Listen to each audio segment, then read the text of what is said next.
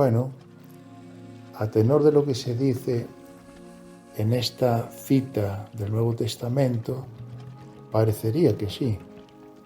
Voy a leer en la Biblia Reina Valera de 1960, la Reina Protestante Clásica, al castellano, en Primera de Juan, capítulo 5, versículos 7 y 8.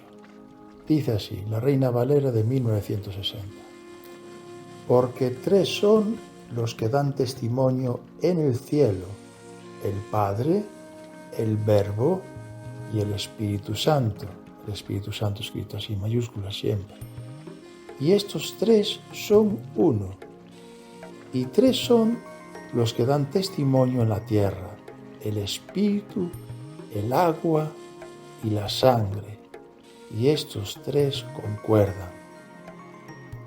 Así que efectivamente, según esta versión de la Biblia, sobre todo por la cita del versículo 7 del capítulo 5 de Primera de Juan, parece que se nos está ayudando a ver el Dios Trino, el Dios Trinitario romano, pues nos dice que son tres los que dan testimonio en el cielo y nombra el Padre, el Verbo, que es identificado con la persona de Jesucristo en la tradición cristiana, católica y evangélica y protestante, y el Espíritu Santo escrito en mayúsculas. En muchos otros lugares del Nuevo Testamento, los trinitarios procuran ayudar en la comprensión de algunas citas. Ayuda esta innecesaria y contraproducente al impedirse por ella el conocimiento de la verdad. Estas falsas ayudas obligan a meter la lupa al texto a personas sencillas que, como yo, nada sabemos de griego ni de hebreo. Ejercicio, de todos modos, muy recomendable. Un ejemplo descarado de esta ayuda trinitaria la hemos encontrado precisamente en este versículo de Juan. Ahora leeré en otra versión de la Biblia en donde se produce el mismo tipo de ayuda. Leeré una Biblia que he empleado habitualmente, que es una muy buena Biblia, pero en este caso el texto está adulterado. Es la Biblia de las Américas, una Biblia evangélica, y dice así: porque tres son los que dan testimonio en el cielo, el Padre, el Verbo y el Espíritu Santo, y estos tres son uno. Y tres son los que dan testimonio en la tierra, el Espíritu, el agua y la sangre, y los tres concuerdan. Primera de Juan 5, 7, 8, como veis, es calcado a la Reina Valera de 1960. La traducción da a entender que en el cielo se encuentra el Dios Trino, el Padre, el Verbo o Cristo y el Espíritu Santo. Sería el dogma católico niceno heredado por las iglesias evangélicas que se encuentran detrás de The Lockman Foundation, propietaria de la Biblia que empleo muchas veces, la Biblia de las Américas, y también la misma traducción se encuentra en la Biblia Reina Valera de 1960. Pero en el original, el versículo de Juan dice lo siguiente, leo de un interlineal del griego al castellano. Dice así, el versículo 7 dice sencillamente, porque tres están siendo los dando testimonio, es decir, del griego marturio, dando testimonio. Repito, versículo 7, porque tres están siendo los dando testimonio. Por tanto, no hay nada de que están tres en el cielo, el Padre, el Verbo y el Espíritu Santo, que ha sido añadido. El original dice, porque tres están siendo los dando testimonio. Este testimonio es marturio. Y en el versículo 8 dice, el Espíritu, en minúsculas, claro, y el agua, en minúsculas, y la sangre, en minúsculas. Por tanto, el Espíritu y el agua y la sangre, y los tres hacia adentro, el uno están siendo. Muchas son las Biblias que traducen mal estos y otros versículos por causa del credo católico niceno constantinopolitano. En este caso, la traducción de la Biblia Dios habla hoy es correcta, salvo por las mayúsculas de espíritu. Incluso siendo católica, también traduce bien la Biblia de Jerusalén, que dice así, versículo 7, pues 3 son los que dan testimonio, versículo 8, el espíritu, el agua y la sangre, y los 3 convienen en lo mismo. Por tanto, ¿qué nos quiere decir Juan con esto? Que Dios son 3 y que el Dios Trino se encuentra en el cielo. Es eso lo que escribió. No lo escribió, es una adulteración. Lo acabamos de leer en un interlineal, en un diccionario Strong, en una versión católica y en otra versión protestante correctamente. Pues 3 son los que dan testimonio, el espíritu, el agua y la sangre, y los 3 convienen en lo mismo. Lo que quiere decirnos Juan es mucho más hermoso, mucho más maravilloso y con el único objetivo de exaltar a Jesús. Juan está hablando de testimonios o testigos y de 3 testigos que convienen en lo mismo. El primero es el dado por el Espíritu o neuma, por el soplo de Dios, por el don del Padre. Y en el video anterior hemos visto cómo la Biblia, cómo el Nuevo Testamento, cómo Jesús y cómo en el Apocalipsis con total claridad se nos define como 2 situaciones o realidades diferentes. Y tengo que agradecer muchísimo a todas las personas que han visionado ese vídeo de qué es el Espíritu Santo. Es muy importante saber bíblicamente, con definición, con total claridad, qué es el Espíritu Santo. Y en el video anterior ya expliqué que se trata de 2 situaciones diferentes que tenemos que tener muy en cuenta si queremos, por ejemplo, comprender la visión profética, en particular la visión de los 2 testigos de Apocalipsis 11. ¿Vale? Es muy importante tener este concepto adecuado. Por tanto, el Espíritu Santo no es ninguna tercera persona Dios que está en el cielo. Tal persona no existe en la Biblia. Es un invento humano posterior a los apóstoles, ¿vale? Una mala interpretación que se convirtió en verdad y que ha llegado increíblemente hasta nuestros días. Ese ser espiritual, esa tercera hipóstasis, en realidad es el Padre. Dios Padre es ese ser espiritual, invisible, que habita en la luz inaccesible, nos dijo el apóstol Pablo. Que el apóstol Juan dice muchas veces de él que nadie lo ha visto, que no se puede ver. Pablo dice que es el invisible, es el eterno, el inmortal, el único autoexistente. Es Dios Padre, un ser espiritual que mora más allá de nuestra dimensión espaciotemporal. Es el eterno. No ve las cosas como nosotros las vemos. Él las conoce todo al mismo tiempo. ¿Lo pueden entender?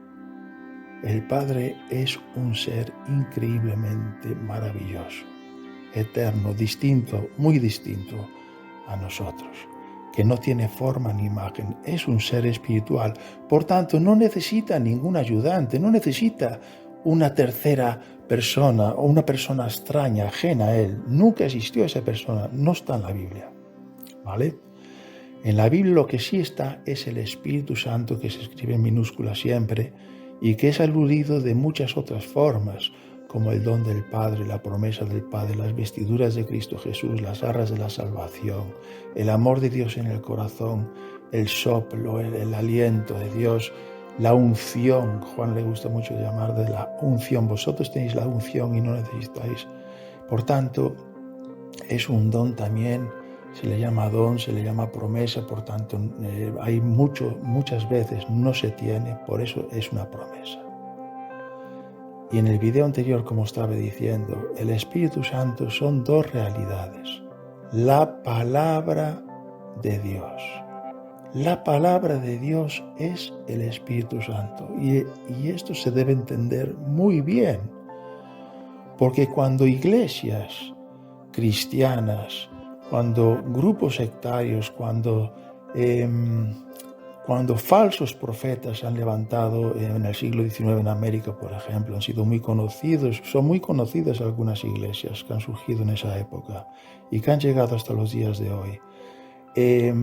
Cuando por un iluminado, un pseudo profeta o profetisa que dice hablar de parte de Dios y dice haber tenido visiones del cielo, etcétera, etcétera, todo esto no sirve de absolutamente nada. ¿Por qué?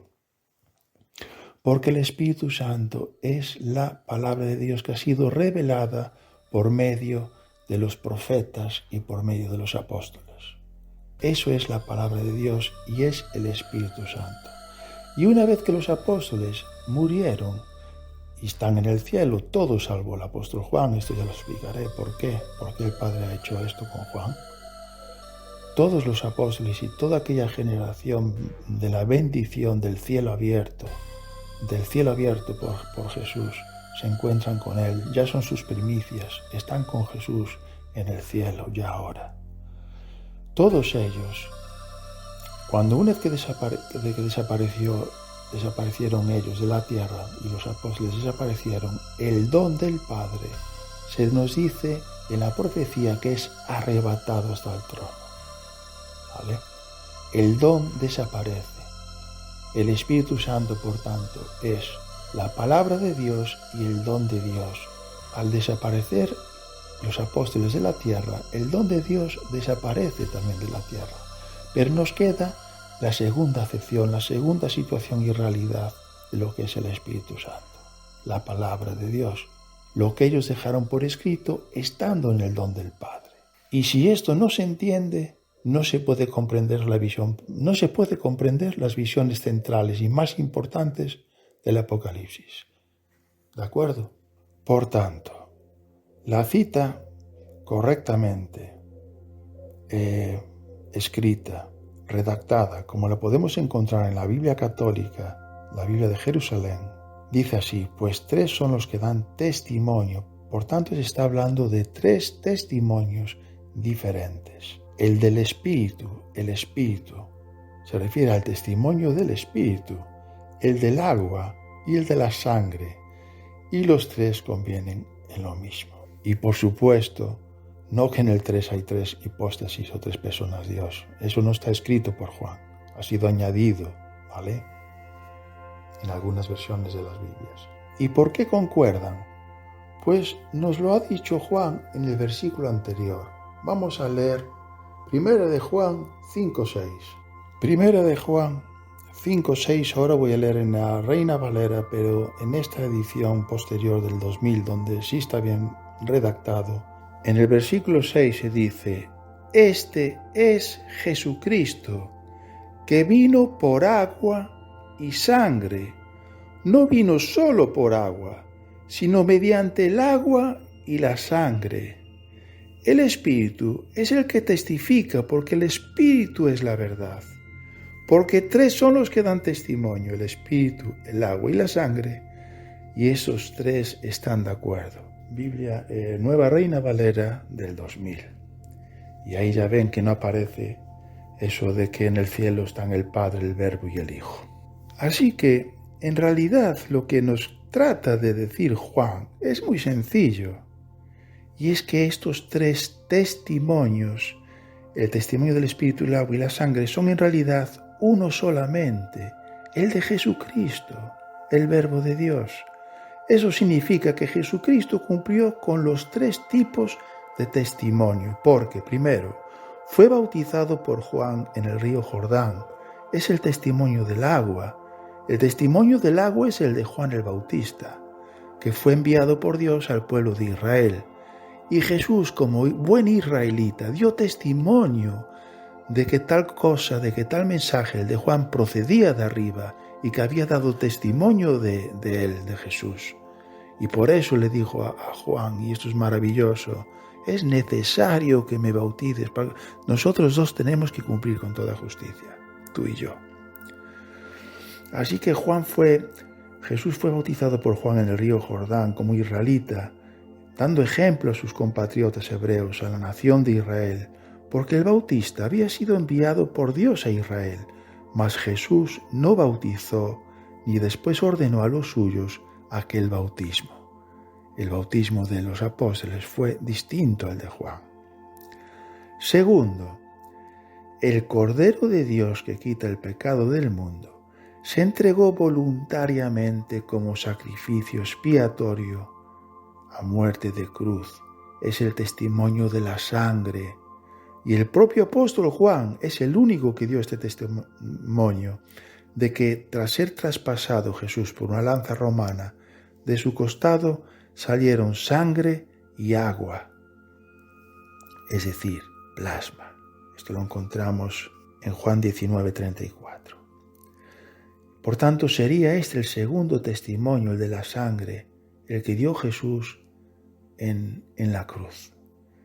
Y después de la resurrección, Jesús, en quien moraba el don del Padre, el Espíritu Santo en su acepción de don del Padre, y que Él era para los apóstoles la palabra viva de Dios, porque hablaban el don del Padre, les envió a ellos el bautismo del Espíritu Santo, el bautismo, la unción, el don del Padre, la primera acepción de lo que es el Espíritu Santo, el don del Padre. Y Él mismo dio testimonio, Jesús, estando en el Espíritu del Padre. Es el testimonio del Espíritu. Y una vez que el Espíritu retornó al cielo, es decir, una vez que Jesús ascendió al cielo y después con Él los apóstoles, todos salvo Juan, porque Jesús dijo que Juan quedaría aquí, es decir, en la inconsciencia de la muerte, hasta la segunda venida, no así como ninguno de los demás. Y esto lo hizo Juan con un propósito. Y ese propósito solo se sabe si se entiende correctamente el Apocalipsis. Y es el vínculo temático, además, que une y que nos hace comprender que Juan de Patmos y el discípulo amado son los mismos Juanes, no como dudan algunos. Porque Juan no dice en sus libros, en el Apocalipsis, ni en su carta, ni en su Evangelio, ni en sus cartas, que él es Juan, el hijo de Zebedeo. No nos lo pone tan fácil. Primero, no dice esto porque ya no tiene necesidad de decirlo. Porque cuando él escribió, seguramente ya era el último de los 12 que quedaba. Y además por su estilo, de escritura. Ya sé que hay muchas diferencias de palabras, de gramaticales entre el Apocalipsis y el Evangelio de Juan, que yo creo que, como muchos otros, que fue posterior al Apocalipsis, pero esas diferencias se explican por las circunstancias tan distintas en las que se escribieron ambos libros juánicos. El Apocalipsis en el destierro, en la isla de Patmos, y sin embargo el Evangelio posterior de Juan, ya libre, estando en Éfeso, con un escriba que sabía perfectamente griego, koiné, y seguramente en el seno de su comunidad cristiana, en circunstancias distintas.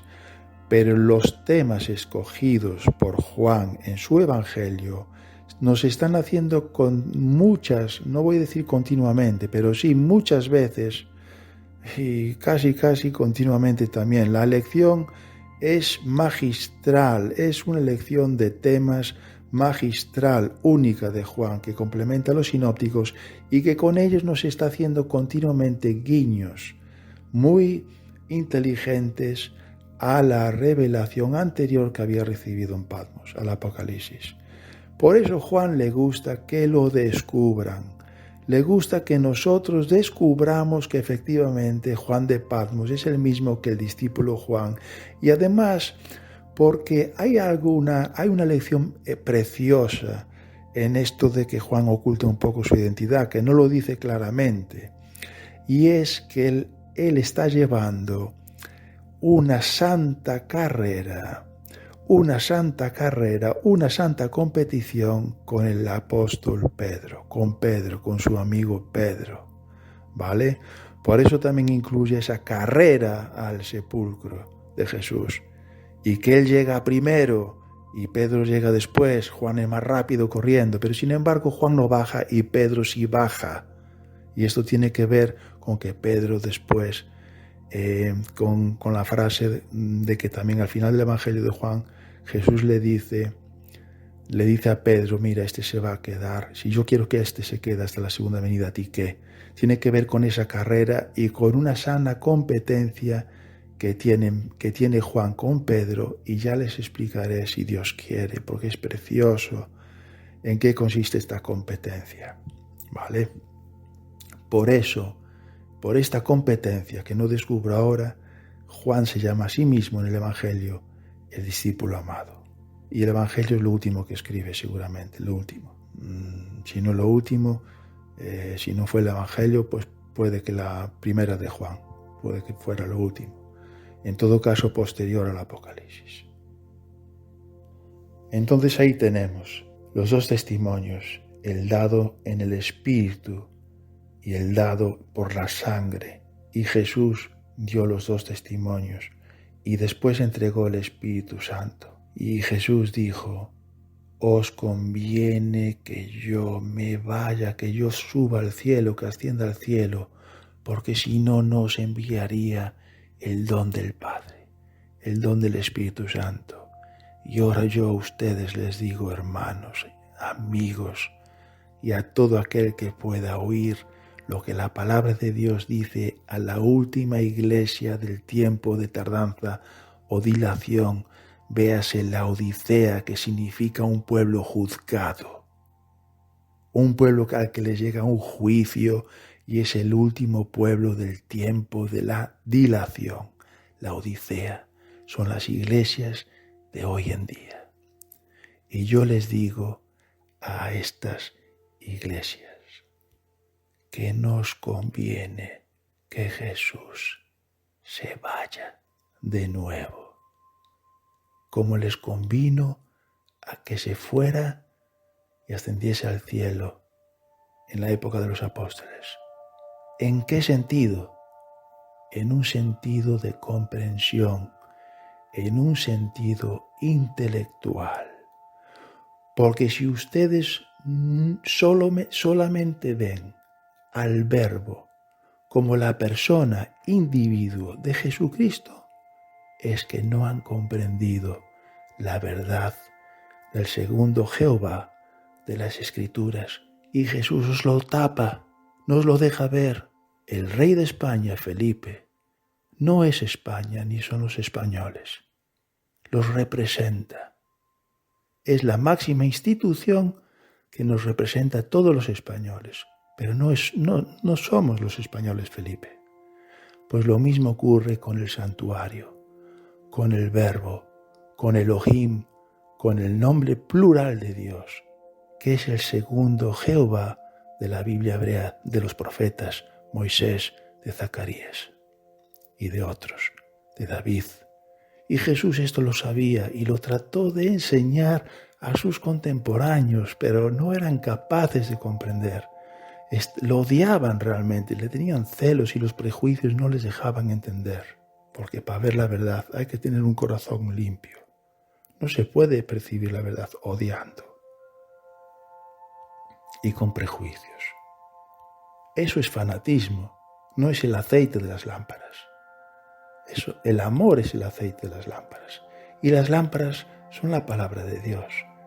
Para comprender la palabra de Dios hay que tener amor en el corazón, estar libre de prejuicios y ser brutalmente honesto con la verdad, con el Espíritu de la verdad.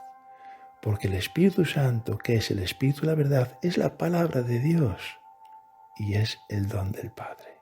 Y en el don del Padre se ha escrito la palabra de Dios. Así que el engaño es que ustedes no sepan ir más allá del individuo, de la persona de Jesús, al que identifican con el santuario de Dios. El santuario de Dios es su imagen, su cuerpo, su templo, es el segundo Jehová y también la expresión misma de su carácter. Y Jesús es como si ese incontable número de individuos, que ninguno de ellos se atreve a decirse Dios como individuo, ninguno. Esto solo lo hizo Lucifer y por ello pecó. Y hablaremos de Lucifer. Menudo individuo, menudo individuo. Menudo individuo. Pero recordemos que no debemos de tenerle miedo. Al adversario se le respeta. pero no se le tiene miedo ni se le desprecia, y él es nuestro adversario, Lucifer. Y recordemos que nosotros lo hemos vencido. Nosotros, la humanidad, lo hemos vencido en Cristo. Porque Cristo fue un ser humano, pero de género divino, de Elohim. Por eso lo tuvo que engendrar el Padre. Porque si no, sería como nosotros y no podría vencer al diablo. Por eso nos hizo justicia, nos justificó, porque era totalmente necesario que donde cayó uno, venciera a otro, como explicó Pablo, que llamó a Jesús el segundo Adán. Así que Jesús debe de nuevo desaparecer, pero no físicamente, porque físicamente ya no está aquí, sino intelectualmente. Tenemos que hacerlo desaparecer y ponerlo en el lugar adecuado que le corresponde dentro del santuario, dentro del Verbo. Es su piedra principal y forma parte de Elohim. Él es como si Elohim se encarnase en un único individuo. Y es más que eso. Es una singularidad única en Elohim. Y de esto ya he hablado. Entonces Jesucristo es el testimonio perfecto de Dios, el Verbo de Dios, la palabra de Dios, su mente y su corazón. Y es la piedra principal, la roca, el único individuo de Elohim que es adorado. Y esto porque el Padre lo ordenó. Y fue la voluntad del Padre. Jesús es la mayor manifestación milagrosa del Padre. Y además hay otra acepción mucho más profunda y más hermosa sobre la identidad espiritual de Jesús del que ya he hablado. La identidad espiritual de Jesús es muy hermosa, es poliédrica, es súper brillante, lustrosa, profunda, es digna de ser estudiada por el resto de la eternidad. Esto es lo que Juan quiso transmitir al decir que los tres testimonios son uno y no que Dios son tres personas. Estas cosas, mis amigos, hay que explicarlas bien. Y por culpa de la mucha tierra arrojada, montañas a veces, la verdad pura o prístina se tapó. Por mi parte haré todo lo posible porque esté la verdad, el Espíritu de verdad, lo más destapado, abierto. Que así sea, que Dios me ayude en ello. Amén y amén, Señor. Amén.